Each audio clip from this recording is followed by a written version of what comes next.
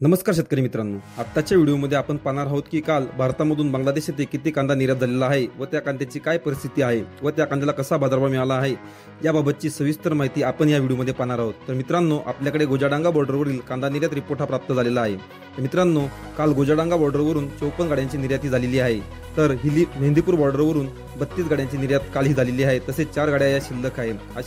अशा पद्धतीने भारतातून टोटल बांगलादेश येथे 86 गाड्यांची काल निर्याती झालेली आहे। तर मित्रांनो, बघूया गोजाडांगा बॉर्डरवरील कांदा बाजारभाव।